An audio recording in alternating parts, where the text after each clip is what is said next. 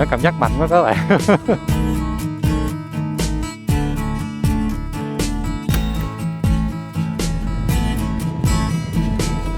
Người nó mệt các bạn, 100% nha.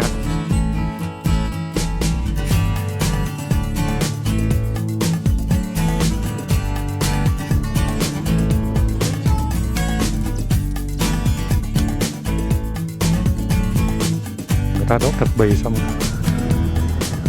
Phan Thiết về đêm đây các bạn ơi. Mình quyết định là đi ra các bạn ơi, không có đi cái đồi chọc đỏ tím đâu, phê quá. Chạy bên cái đồi này nó dằn sóc muốn xỉu luôn rồi. Giờ kêu mình lội bên kia chắc lội không nổi. Tầm 7-8 km mà đi đường này thì phê các bạn. Ui, chọt chân xuống cái té luôn. Nếu mà các bạn đi cái này thì mình nghĩ là nên đi thẳng một lèo từ địa điểm của mình qua đây chơi. Nhưng mà buổi trưa thì nắng nóng lắm nha, nên các bạn cũng đừng đi vào buổi trưa. Mình nghĩ sáng sớm chơi tầm 10 giờ 11 giờ về được rồi. Còn không là chiều giống như vậy nè, 3-4 giờ mình thấy ok. Nếu mà giờ này mình thấy mát nè, có nhà dân người ta sống, nên mình thấy nó cũng không đến nỗi gọi là nguy hiểm đó các bạn. Chứ nó mà bắn hoe bắn hoắt thì chắc mình sợ lắm, mình không dám cắm trại đây đâu. Ồ dạ, này giống như thành xe off-road luôn rồi. Ôi, đời khổ thiệt. Mình thích xe tay ga mà toàn đi off-road không. Chắc kiếm chỗ nghỉ ăn quá các bạn ơi, cũng bắt đầu hơi đói lại rồi. Mà mình sợ cái hộp xôi của mình nó bị hư á, thôi đứng đây ăn luôn cũng được, thấy không có nắng. Trời ơi, xe mình chạy nó tự chích bụi luôn kìa. Ui ui. Các bạn thấy đồng cỏ xanh tươi như vậy có được gọi là ăn uống healthy không? Bây giờ mới còn ăn được nha. Có YouTuber nào mà ăn xôi heo quay ở ngay đồi cỏ chưa các bạn? Cũng còn ăn được các bạn. Ăn xong rồi mình đi tiếp thôi các bạn ơi. Phê quá. Các bạn biết không, cái đồi cỏ Masara này nè được mệnh danh là khung trời Tây ở Lâm Đồng á các bạn. Tại vì ở đây á, là những cái ngọn đồi chọc nhấp nhô hồi nãy á, chỉ có cỏ thôi, không có cây gì hết trơn á, thì nó làm cho chúng ta liên tưởng tới hình ảnh những cái vùng thảo nguyên hay là những cái đồng cỏ bên châu Âu á các bạn, cho nên mới có cái tên biệt danh đó đó. Và ngoài ra thì các bạn có lưu ý giúp mình là ở đây mình thấy là đi bụi lắm nha. Cứ có một chiếc xe mà chạy lên cái là thế nào nó cũng bụi giống như sau lưng mình nè. Đó, bạn thấy không, cái xe mình nó dứt bụi ra không? Không có thua gì. Chà, đúng đường không? Đúng rồi. Bây giờ nó không có sóng các bạn ơi. Mình nhớ đường cũ mình men ra thôi chứ. Ây da, đi cái này về chà cổ bô lắm luôn á. Bây giờ mình sẽ đi qua bên hướng đèo Đại Ninh nha. Mình sẽ check in đèo Đại Ninh. Trời ơi, phê quá các bạn. Nhưng mà các bạn thấy khu này quang cảnh đẹp không? Trời ơi, đằng xa xa rồi sương mù nó xuống rồi. Mình mà không đi đèo kịp buổi chiều tối là không có đèn luôn á.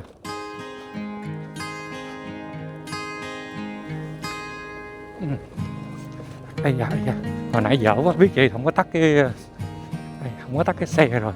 Tắt nó rồi, bây giờ nó đâu có sóng đâu mà nó bật lại đường cho mình. Nhưng mà không sao, mình cũng nhớ đường mà các bạn. Đi có một tí chứ nhiều. Lên đây chút ra thêm nữa có đường nhựa rồi.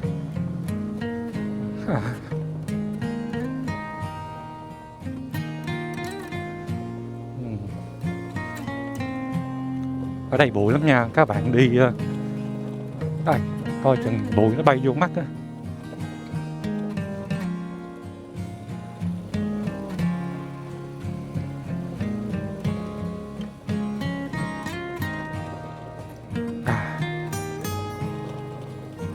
Rồi, giờ mình sẽ chạy qua điểm tiếp theo, có gì chút nữa mình bật lên nha các bạn ơi. Bây giờ mình lo tập trung chạy xe thôi. Ê, không biết đi đúng đường không ta? Nhưng có một đường chứ có mấy đường đâu.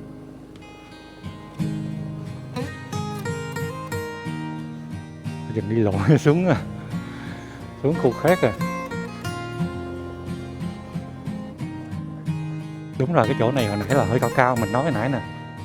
Đó, các bạn thấy qua video nhìn nó không có cao thôi chứ nãy mình leo mình thấy nó cao lắm luôn á.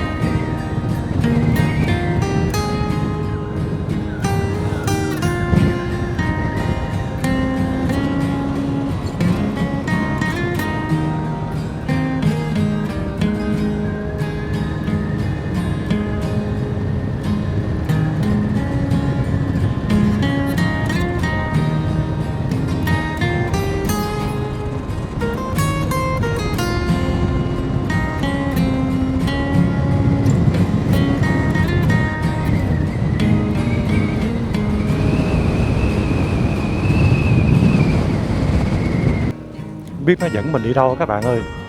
Nó đang thấy thôn văn hóa Đà Thắng nè. Ở đây toàn là tên chữ Đà không mà. Ở trong huyện Đà Loan. Bên phải mình thì giống như cái thung lũng vậy đó.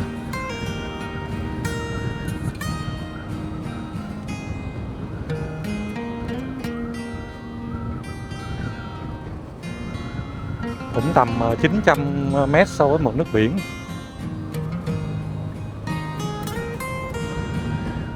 Các bạn thấy thung lũng không? Đẹp các bạn. Nhìn nó yên ả hơn.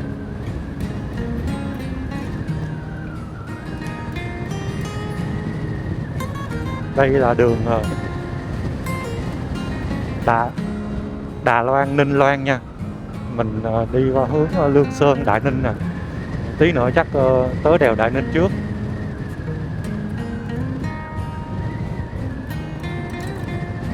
Đây tuy nhỏ nhỏ chứ nhiều ngôi nhà cũng có xe hơi rồi, kiến trúc đẹp quá trời luôn các bạn. Mà nãy đường này mình đi chưa ta? Nhìn quen quen à. Không biết nãy đi chưa các bạn.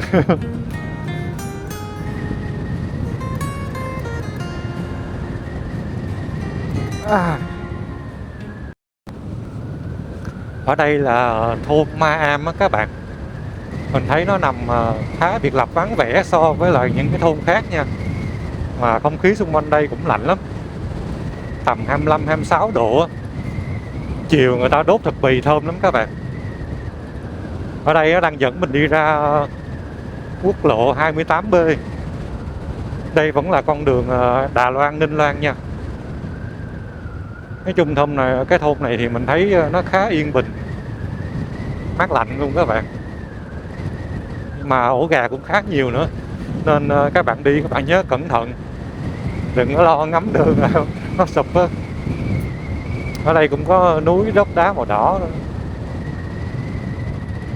Đã quá trời luôn. Ở đây không khí trong lành thoải mái.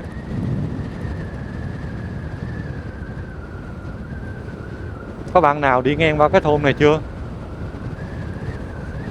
Thường nếu mà đi từ đèo Đại Ninh nếu các bạn đi từ Phan Thiết qua bên Lâm Đồng thì chắc cũng không biết phải đi đường này không ta, để về bản đồ mình coi lại coi nó làm sao á.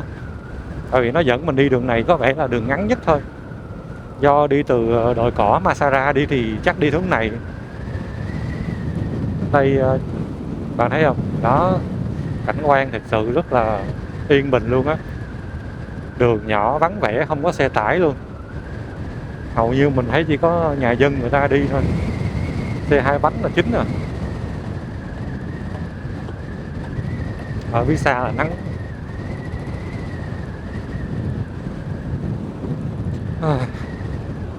Tuyệt. Chữa lành lắm luôn á các bạn ơi. Các bạn đi thử cung đường này đi. Đi ngang qua thôn tên là Ma Am nha. Cái tên này chắc ban đêm mình không dám đi đâu.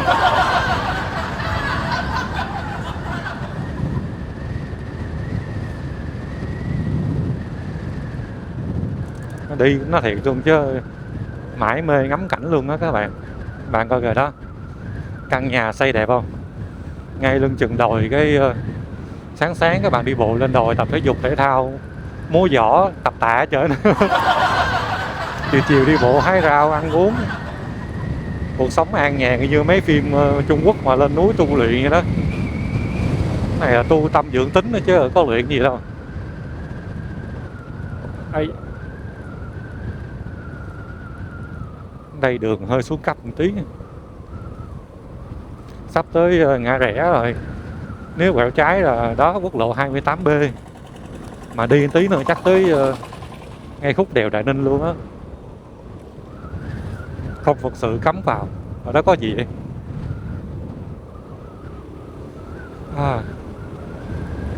Thích quá các bạn. Không khí mát mát lạnh lạnh, thơm mùi hương cỏ người ta đốt thực bì, xua đuổi côn trùng, cũng tránh cho cháy rừng nữa. Nói chung là đốt thực bì cũng có nhiều cái lợi lắm. Hôm bữa nhờ bạn nào comment mình trên cái video đi Bảo Lộc á, nên mình mới biết, tìm hiểu thêm á các bạn. Cái đôi khi đi thấy hoài mà không biết là vụ gì, cứ nghĩ người ta đốt lá cây này nọ thôi. Sắp tới ngã rẽ mà lên dốc luôn kìa, ghê vậy. Lên tới 960 mấy luôn rồi hả? Chắc gần 1000 mét so với mực nước biển đó các bạn. Tính ra cũng cao chứ bộ. Đây, quốc lộ 27B. Wow, hình như mình lên giữa ngay cái đèo luôn rồi hả? Chắc vậy á.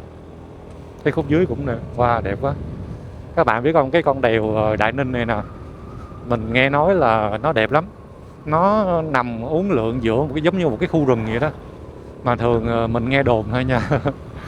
Nhiều bạn đi nhanh quá cho nên là bỏ lỡ cái hồ. Không biết mình có bỏ lỡ không, chắc bỏ lỡ luôn rồi đó. Tại ra ngay giữa mà. Bỏ lỡ cái hồ Đại Ninh đẹp lắm. Chắc không thấy được rồi. Giờ chỉ có đi ngay khúc này thôi. Đây là Lương Sơn Đại Ninh nè. Lạnh các bạn. Gió nó bút bút lên luôn. Lên nó 1000 mét so với mực nước biển rồi. Chắc còn lên nữa, chắc 1100, 1200 quá. Để coi lâu lắm rồi đó, mình không có đi đèo Đại Ninh. Hồi xưa mình có đi từ Phan Thiết qua Đà Lạt để đi đường này nè. Nghe nói đèo này cũng là một trong những con đèo vắng xe lắm. Mình không biết tại sao. Có bạn nào biết thì để lại bình luận bên dưới giúp mình nha. Giải ngố cho mình thêm, với lại cho độc giả coi. Viết xa xa cũng có nhà luôn kìa. Đẹp quá các bạn.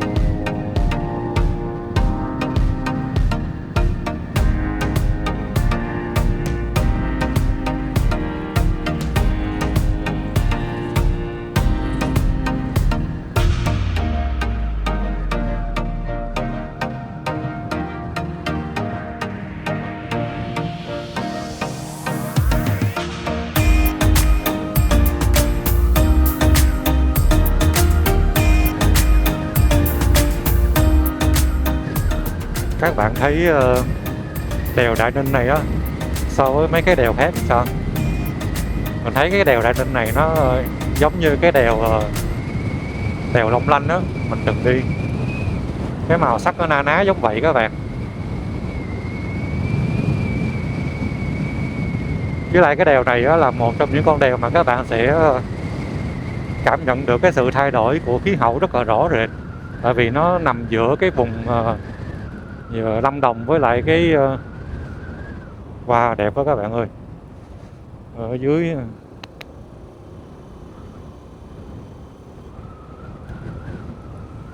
Không biết các bạn thấy không chứ là xa xa khói rồi người ta đốt thực bì á, đẹp lắm các bạn. Mình check in tắm thôi, không check in cũng uổng. Ở bên dưới người ta đốt thực bì xong cái khói nó lượn lờ lên trên đó các bạn. Chỗ nãy mình đi lên kia kìa, giờ mình đang chạy xuống mé bên dưới này. Đẹp các bạn ha. Nếu mà không có khói nhìn chắc còn đẹp hơn nữa. Đây là xe đi Đà Lạt Mũi Né.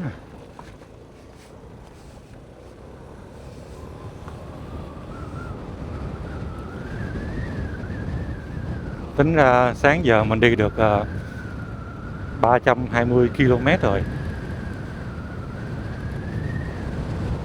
Đi được cũng được 7 tiếng rưỡi. Còn thực tế là tới bây giờ là 17 giờ đi thì tầm 11 tiếng rồi đó các bạn ơi. Đi 11 tiếng rồi. Bụi quá. Nếu mình lau camera lại.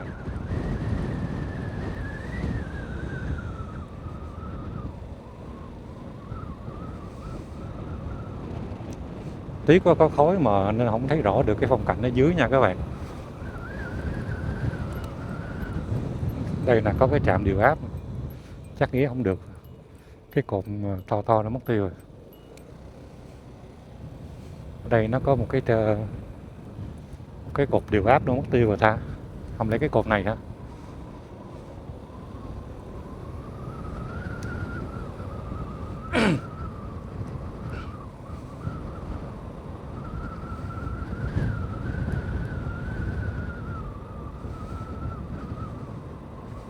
Ở đây còn có cái nhà máy thủy điện Đại Ninh nữa các bạn.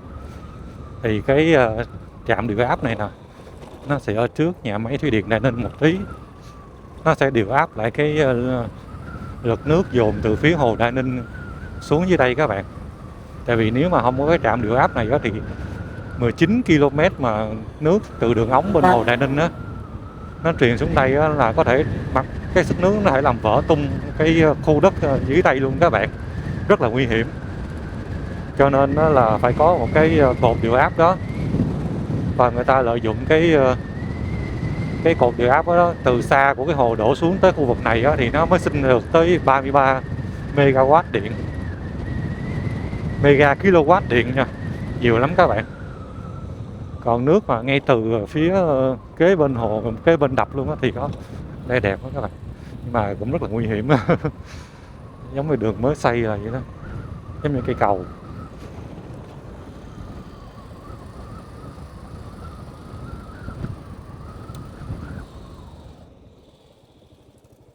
Các bạn nhìn xuống dưới đây thấy thung lũng này nọ nè. Nhưng mình thả từ từ cho các bạn xem nha. Đường này cũng mới làm xong, mình nghĩ chưa lâu đâu. Tại vì còn cái nhựa đường màu đen. Hồi xưa mình đi mình nhớ là lúc đó Đèo Ninh đang làm cũng nhiều lắm. Đang xuống dốc luôn, còn 800 so với mực nước biển nè. Giờ cũng 5 giờ chiều rồi, đâu có ít gì nữa các bạn. Sắp tối rồi, coi như là mình qua cái đèo này, với lại mình đi nãy không biết qua cái nhà máy, biết qua cái nhà máy thủy điện Đại Ninh chưa.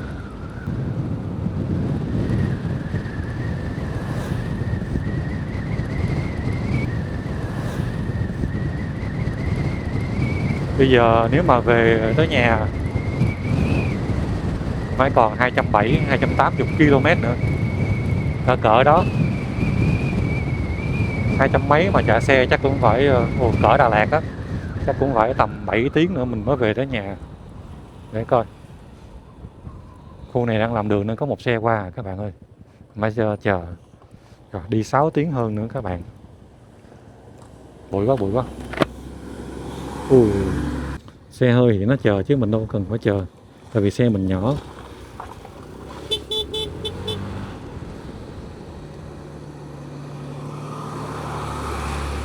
Chà. Cái đường khúc này nó đang làm đường các bạn ơi. Mình thấy như vậy đâu có khác gì so với hồi xưa đâu. Không biết có bụi camera không để mình lau. Đây. Làm có khúc này, nếu mà làm xong nó thì mình nghĩ chắc đi ổn. trơn nha các bạn, nguy hiểm quá, bóp thắng trước gì ấy.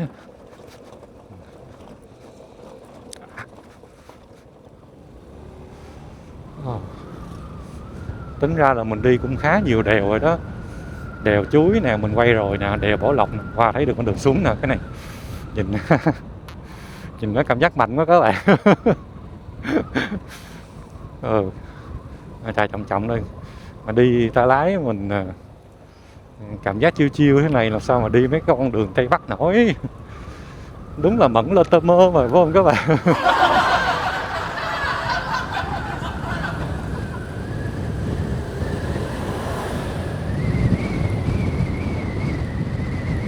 Mình đi đèo Chuối, đi đèo Bảo Lộc rồi mình đi đèo Brent nè,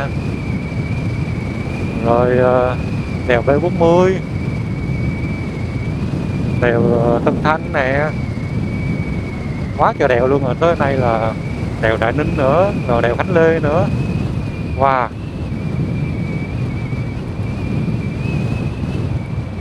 ra bên Việt Nam mình á, con đường đi Tây Nguyên mình nghĩ là đèo cũng nhiều lắm, nhưng mà không biết còn có đèo nào mà ngon ngon đẹp đẹp kiểu như là đèo Khánh Lê hay đèo Đại Ninh không các bạn? Các bạn nào biết comment lại cho mình nếu mà gần đây mình đi luôn nhá. Mát mẻ quá, mình quên mất cái đèo Đại Ninh này nó dài bao nhiêu rồi, nhưng mà mình nghĩ nó cũng phải tầm mười mấy 15 cây á các bạn. Ồ, thấy đường xuống kìa, gắt dữ ta. Có ai đứng dưới quay phim cho mình không? Chill lắm luôn á.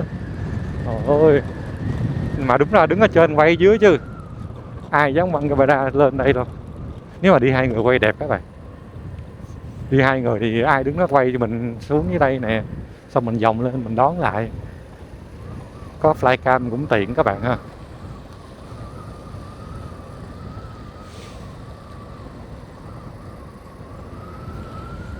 Không khí mát mẻ lắm, bây giờ đang 25 độ á. Do mình tính là không có đi xuyên qua Đà Lạt lúc về cho nên là mình không có mang áo lạnh theo. Về Phan Thiết nóng mà, đâu có gì đâu phải lo, đúng không các bạn? Sáng thì đi Bảo Lộc, sáng đi Bảo Lộc, ui lớn dữ vậy, bụi lắm. Sáng đi Bảo Lộc, chiều về Phan Thiết, lịch bụi quá. Cái lịch trình mình cũng ố dẹt. Mình thấy đẹp là nên nó vẫn còn sửa sau 4-5 năm cũng vậy các bạn. Xe mình đi lạnh đỏ không. Wow, trời ơi, sao cảm giác đi mấy cái dầm cầu này mình thấy ớn ớn các bạn.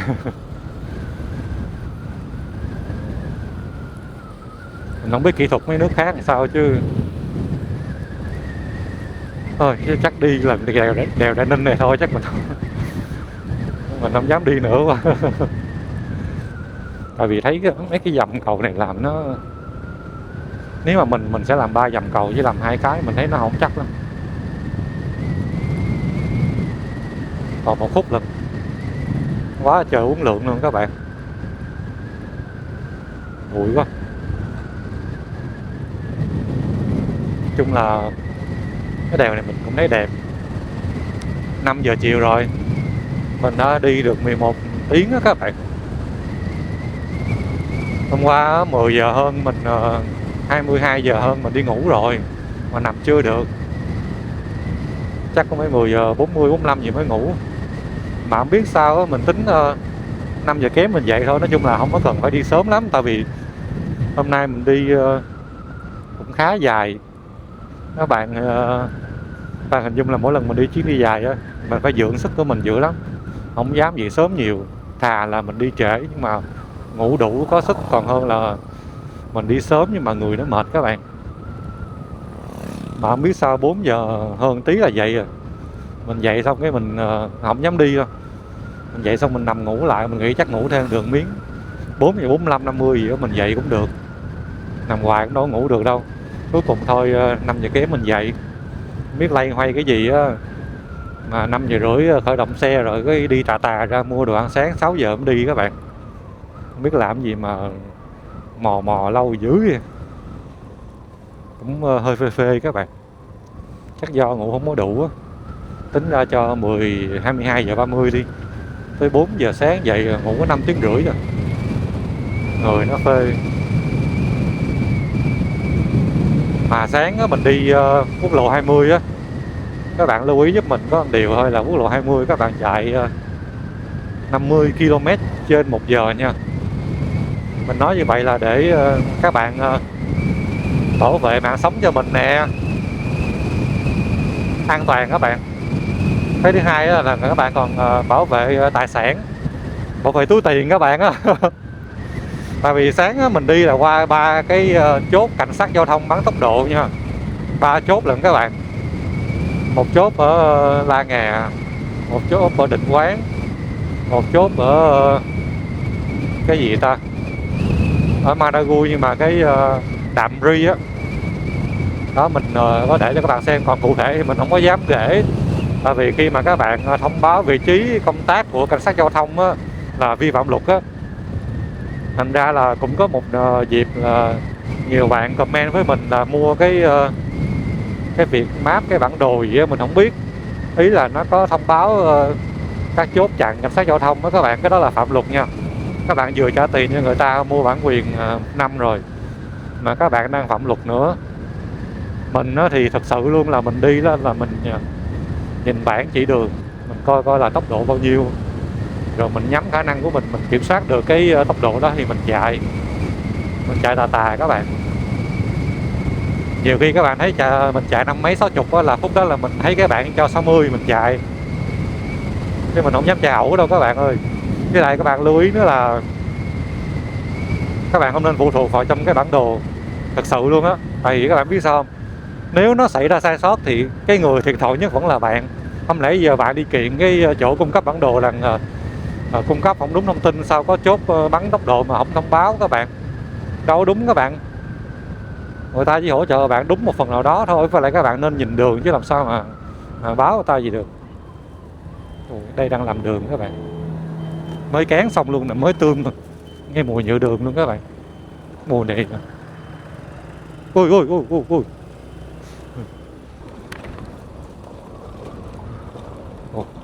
Khúc này làm đường nhiều. Ê, cái hồ mình thấy rồi, không biết phải cái hồ Đại Ninh không. Các bạn nào biết comment giúp mình nha, chứ mình mới vừa đi mà đang trong cái cơn hoảng loạn của mấy cái. Ây da.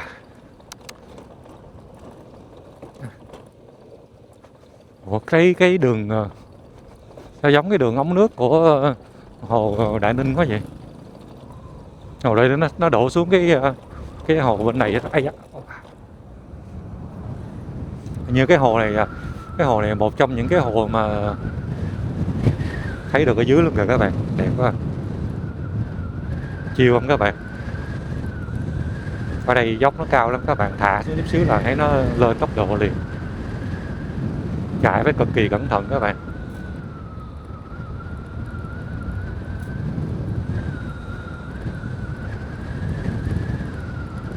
Các bạn nhớ bóp thắng luân phiên á, thắng sau rồi thắng trước, chứ đừng có bóp cùng lúc hai cái thắng nó nóng á, các bạn sẽ không kiểm soát được và có khi nó sôi vào thắng, rất là nguy hiểm. Khi nào gấp lắm các bạn bóp hai cái, nhưng mà các bạn nhớ cho nó nghỉ. Thường như là một cái bóp chính, cái bóp phụ vậy đó, các bạn nhấp nhấp. Ở đây có cái gì vậy? Mấy cái đống này là cái gì đây? Tập leo núi hả? Không phải có tác dụng gì đó. Chắc ghim lại cho núi, hoặc là người ta phá núi ta, không biết nữa. Các bạn nào biết không để lại comment cho mình với, cái đó là cái gì?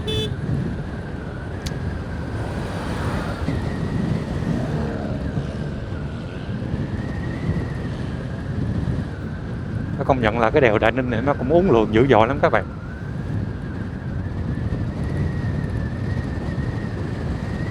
Đó, mình nói thêm về cái vụ mà tốc độ của đồng hồ đó các bạn. Thực tế là khi mà người ta sản xuất ra cho bạn cái đồng hồ này nè, thì nó sẽ có sai số nha. Và sai số này mình có thể coi như là sai số tốt. Bởi vì thí dụ như các bạn chạy 50 cây số 1 giờ thì thực tế là ở ngoài có 45 mà các bạn. Nó sai số đó tầm 4 cho tới 6 km/h so với lại cái tốc độ CBS nha. Cho nên là đôi khi có những bạn mà nói là tại sao qua cái chốt công an mà mình chạy 54, 55 gì đó mà công an không bắt, đó là do người ta bắn bạn, người ta đo các bạn có tầm 50 rồi, chưa có đủ để phạt bạn, hoặc là hên đó, chứ không hẳn là do hên không đâu. Đây có làm đường nữa nè. Cho nên là nếu mà các bạn biết cách chạy xe, các bạn biết cách coi đồng hồ thì các bạn chạy đúng đồng hồ của xe là thường ít khi nào mà các bạn bị vi phạm lỗi quá tốc độ lắm. Cái đó là theo theo cách mình tìm hiểu thôi nha, chứ chưa hẳn. Đây có cái hồ nãy mình nhìn ở trên xuống nè các bạn. Cái hồ này hồ tên gì vậy các bạn? Có bạn nào biết không để lại bình luận cho mình với. Nó đổ từ cái đường ống trên kia xuống đây nè. À.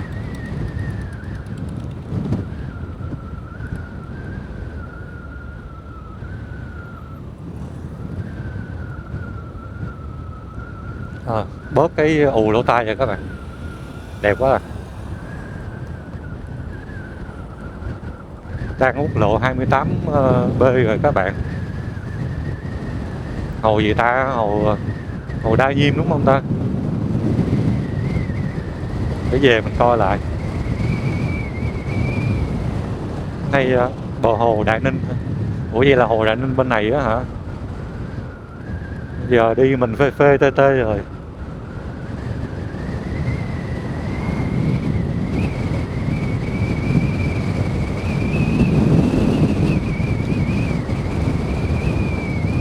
Thấy ta ghi là bờ hồ Đại Ninh, mình không biết đúng không. Trạm dừng chân Thanh Tuyền. Còn khúc nữa là hết rồi. Còn có 211 mét so với mực nước biển á, là mình thấy nó xuống bằng với lại cái khu mà ngay Đồng Nai qua đèo Chuối, trước cái đèo Chuối á, cỡ đó các bạn. Tính ra thì mình đang gần tới địa phận bên Bình Thuận đúng không? Phan Thiết là Bình Thuận. Thấy nó ấm áp rồi các bạn, 29 độ. Nãy trên kia 26 độ. Giờ 29. Đó, bờ hồ đẹp quá.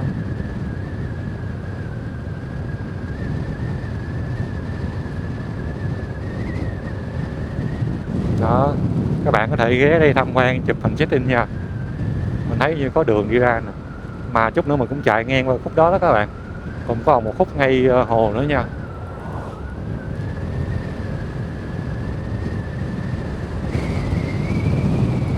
Đẹp lắm. Vậy trong những cái con đèo mình từng đi qua á, các bạn thấy đèo nào mà đẹp và ấn tượng với các bạn nhất nè? Các bạn hãy để lại bình luận bên dưới nha.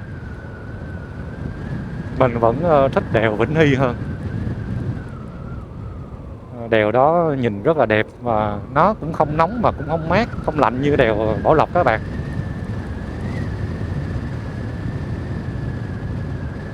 Còn mấy con đèo đẹp đẹp như là hồ đây, hồ xanh biếc. Hết rồi các bạn, qua khúc này là hết bờ hồ và mình sẽ rẽ phải luôn á.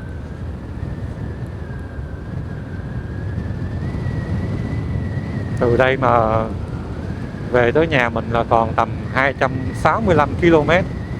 Sáng giờ mình đi 331 km rồi. Về tới nhà là cũng 596, 97 km. Phê.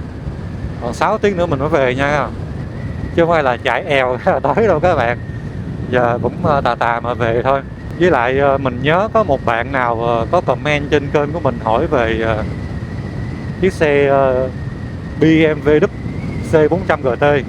Cái con xe mà hồi xưa mình đã từng đi trong 1 năm rưỡi, chạy khoảng 17.000 km á. Bạn đó hỏi mình là sao mình bán cái con đó mà không đi tiếp. Đối với mình tiêu chí của mình nó đơn giản lắm. Thứ nhất là chiếc xe phải đẹp đúng ý của mình. Thứ hai là chiếc xe nó phải tiện dụng cho mình. Đó, tiện dụng về nhiều mặt thì chút nữa sẽ phân tích cho các bạn. Và thứ ba nữa là về chi phí nha, nó phải phù hợp nữa. thì mình sẽ nói ba cái tiêu chí đó thôi, thì hy vọng là nó sẽ cho các bạn cái sự quyết định rõ ràng hơn. Mình vẫn đánh giá là BMW C400 GT nha, mình không nói con X nha, dòng GT á mình thích cái dáng nó touring các bạn, Mình thích nhất trong những cái con xe mình từng đi, từ Forza 300 cho tới ADV 350 mình từng trải nghiệm thử rồi, SH 350 đó. Thì mình vẫn thích cái con BMW cái dáng nó hơn các bạn, nhìn rất là manly, rất là đẹp. Và trên hết nữa là nó mang cái thương hiệu BMW, xung quanh xe các bạn nhìn nhìn chảnh lắm. Chạy ai cũng thấy chảnh hết trơn á, xe hơi mà các bạn. Chấm điểm á, mình cho BMW 10 điểm trên 10 điểm các bạn. Thật sự nha, mình không có nịnh gì hết, không phải là vì thương hiệu BMW, kiểu dáng cực kỳ đẹp. Forza 300 đi thì mình đánh giá nó là 9 điểm trên 10 điểm. Tại vì có những cái đặc điểm của con Forza nhìn nó còn hơi hiền lắm các bạn. Mình không thích nó hiền hiền vậy, mình thích nó gai góc kiểu dạng manly giống như BMW á, thích lắm các bạn. Rồi đó là về ngoại hình nha, là thích thì mới mua đúng không các bạn. Rồi tiếp theo cái thứ hai mình nói về tiền dụng. Thì BMW á, nó tiền dụng thì cũng có, tại vì xe tay ga á, các bạn sẽ có cái cốp rộng thì có. BMW cái cốp của nó gọi là cái flex cây, là khi các bạn dừng xe các bạn có xe qua để mình cho nó qua cái.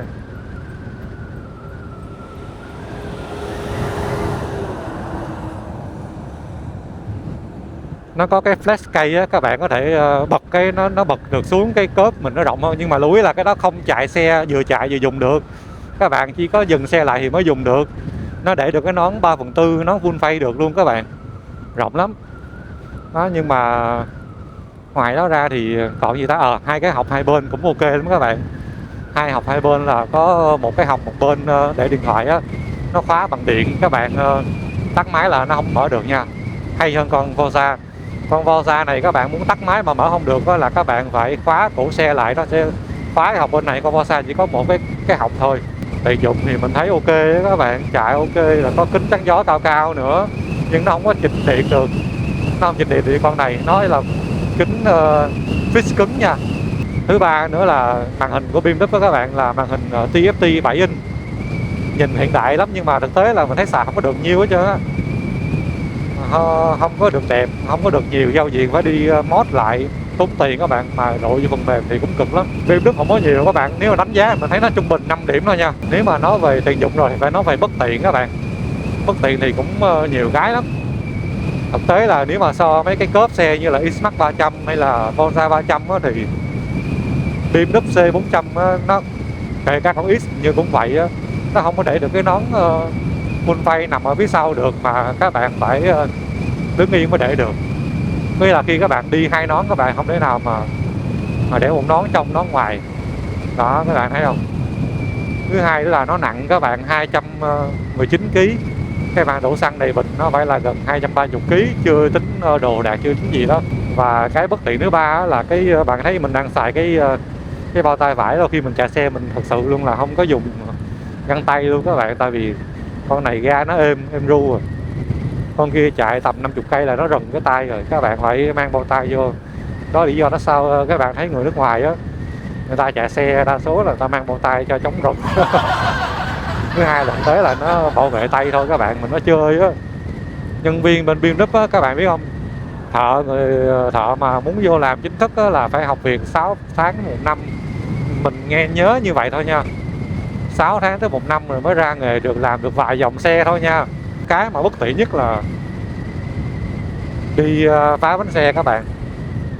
Mình đi phá vòng vòng muộn nhất á, bị lủng á. Mấy cái chỗ xung quanh đó người ta không có nhận, người ta bảo người ta không biết cách tháo. Mà xe đó các bạn, nó có một cái cảm biến ngay bánh sau á, các bạn mà tháo mà ráp là không đúng á, cảm biến nó lệch hay sao á không biết, nó sẽ báo lỗi và nó không cho bạn chạy xe. Các bạn thấy căng không? Vá bánh xe từ hôm thứ Năm ra thứ Bảy thứ Sáu cũng chưa được, về nhà để đó sáng mai bơm bánh lên, cái thứ Bảy mình ra. Bạn biết không, mình ra 9 giờ, mình nói 8 rưỡi 9 giờ gì đó làm. Mình ra 8 rưỡi tới 10 giờ mấy 11 giờ mới xong rồi cái tính tiền, rồi tổng tiền vá bánh xe là gần 400.000. Chỉ phá cái bánh xe 500.000 thôi các bạn. Nhưng mà thật sự là không phải mình nói là về vấn đề là tiền, các bạn hiểu không, các bạn hiểu ý mình nói không. Trong khi đó giống như cái con này đi, nếu mà mình đi bình thường, mình vô vá bình thường, người ta cũng mở ra xong người ta tháo ra, người ta lắp lại bình thường các bạn đó. Cho nên khi mà mình chốt lại, thứ nhất về ngoại hình nó đẹp, Thứ hai về tiện dụng, 50% là trung bình. Thứ ba về chi phí là mình đánh giá là tệ các bạn. Tiện dụng á, là tệ, chi phí cũng tệ luôn á, chưa kể sự bất tiện nữa. Thì các bạn nghĩ là đi tổng kết điểm của nó, mình nói thiệt, cho 4 điểm 4 trên 10 điểm là du di, cho 5 điểm cũng được. Nhưng mà khi các bạn chọn con xe mà nó chỉ ở mức trung bình, các bạn chạy, các bạn thích thì các bạn chạy thôi. Nhưng vấn đề là các bạn mua một con xe cũ, các bạn có thể chạy thử, các bạn không thích các bạn bán. Người ta bao cho bạn quay đầu 10%, người ta bao quay đầu cho các bạn 10% được mà, các bạn không có lỗ đâu. Các bạn mua 200 triệu, các bạn đi 5-7 tháng gì đó. Đó, cho nên các bạn cứ thử đi, mình không có cản, các bạn cứ mua thử đi cho biết, rồi chạy nó ra làm sao. Vô hãng BMW bảo dưỡng vui lắm các bạn, người ta đãi các bạn uống nước trà, nước suối, rồi nước ngọt, rồi cam vắt, trời ơi, như là quán cà phê xịn sò 5 sao vậy đó, sướng lắm. Nên các bạn cứ vô tư, các bạn cứ xài thử, không có gì hết. Rồi các bạn không thích các bạn bán, các bạn mua xe khác xài cũng được, nếu như các bạn có điều kiện nha. Còn nếu mà các bạn lăn tăn thì nó thật sự đừng có tham khảo ý kiến người ta. Mình có tiêu chí khác, các bạn cũng có tiêu chí khác, cho nên là tham khảo thì ok. Hoặc là muốn hỏi thêm những cái gì thì các bạn cứ nhắn ở trên video này nè, mình luôn trả lời bình luận lại 100% nha. Các bạn đừng có ngại. Khúc đèo lúc nào cũng làm các bạn ơi, bụi quá. Đẹp các bạn ơi, nói chung là đèo Đại Ninh cũng là một con đèo mà mình thấy cũng nên trải nghiệm. Giờ 5:30 chiều, mình đã đi về tới hướng chắc cũng qua, không biết địa phận Phan Thiết chưa ta. Ở đây rồi chắc kiếm gì tí nữa mình kiếm gì mình ăn cũng hơi đói các bạn. Ở đây thì khí hậu nó ôn hòa hơn rồi, buổi tối thì không có nóng, mát mẻ. Nhưng mà bên Đà Lạt là chắc teo rồi đó các bạn, nắng chói chang luôn các bạn ơi. 5:30 chiều mà còn nắng như vậy nè, thích quá. Đang coi cái điện thoại sao nó không có sạc tiếp, biết sao con iPhone của mình nó đơ đơ. Chắc nó thấy nóng á các bạn, nên là nó đơ, là mình thấy không có màu xanh. 100 mét so với mực nước biển nha, đâu có còn cao bao nhiêu nữa. Khi mà các bạn xuống tầm 10 hay mấy chục là nó đang ngang mặt nước rồi. Mình đang ở đâu đây? Lương Sơn, Đại Ninh. Bây giờ chắc mình tập trung chạy xe nha các bạn. Có gì hay mình sẽ bật lên quay tiếp thôi. Bây giờ cũng phê rồi các bạn, người hơi ẩm rồi. Đây đang biết đi vô đâu đây, mà phút này mình thấy bụi. Ôi trời ơi, hồi ném tí bay luôn các bạn. Hên thắng kiểu á xe. Trời ơi, đang ngon lành đường nhựa nó nhào xuống đây một phát hết hồn. Ồ, Phan Thiết về đêm đây các bạn ơi. Mình không có đi vô Phan Thiết, mình sẽ đi thẳng ra luôn, đi quốc lộ 1A để về thành phố Hồ Chí Minh. Còn khoảng 180 km nữa các bạn ơi. Giờ này 19 giờ rồi. 9 giờ sáng giờ mình đi được 410 km rồi. Phê.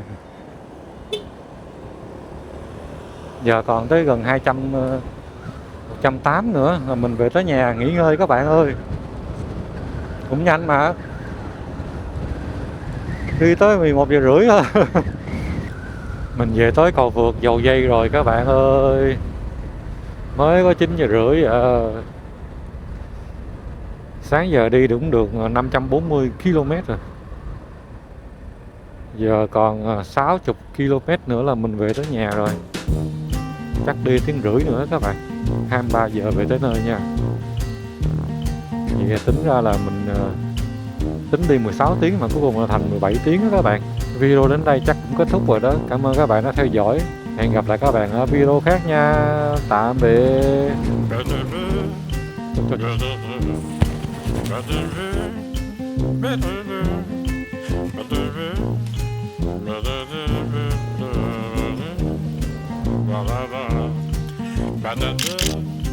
Brother,